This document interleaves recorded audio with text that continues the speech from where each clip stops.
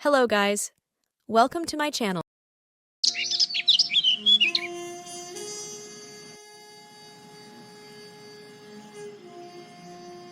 एक बार की बात है, किसी गांव में एक साधु बाबा रहा करते थे। पूरे गांव में वह अकेले साधु थे जिन्हें पूरे गांव से कुछ न कुछ दान में मिलता रहता था। दान के लालच में उन्होंने गांव में किसी दूसरे साधु को नहीं रहने दिया और अगर कोई आ जाता था तो उन्हें किसी भी प्रकार से गांव से भगा देते थे। इस प्रकार उनके पास बहुत सारा धन इकट्ठा हो गया था। वहीं एक ठग की नजर कई दिनों से साधु बाबा के धन पर थी। वह किसी भी प्रकार से उस धन को हड़पना चाहता था। उसने योजना बनाई और एक विद्यार्थी का रूप बनाकर साधु के पास पहुंच गया। उसने साधु से अपना शिष्य बनाने का आग्रह किया। पहले तो साधु ने मना किया, लेकिन फिर थोड़ी देर बाद मान गए और ठग को अपना शिष्य बना लिया।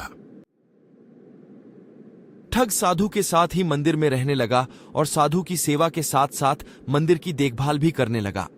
ठग की सेवा ने साधु को खुश कर दिया, लेकिन फिर भी वह ठग पर पूरी तरह विश्वास नहीं कर पाया। एक दिन साधु को किसी दूसरे गांव से निमंत्रण आया और वह शिष्य के साथ जाने के लिए तैयार हो गया। साधु ने अपने धन को भी अपनी पोटली में बांध लिया। रास्ते में उन्हें एक नदी मिली। साधु ने सोचा कि क्यों ना गांव में प्रवेश करने के पहले नदी में स्नान कर लिया जाए।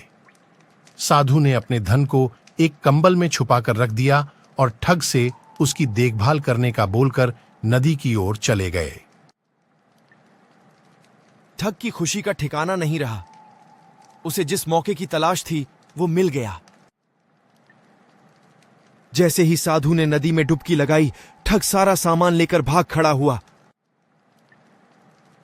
जैसे ही साधु वापस आया, उसे न तो शिष्य मिला और न ही अपना सामान। साधु ने यह सब देखकर अपना सिर पकड़ लिया। कहानी से सीख, हमें इस कहानी से यह सीख मिलती है कि कभी भी लालच नहीं करना चाहिए और न ही किसी की चिकनी चुपड़ी बातों पर विश्वास करना चाहिए। Thanks for watching.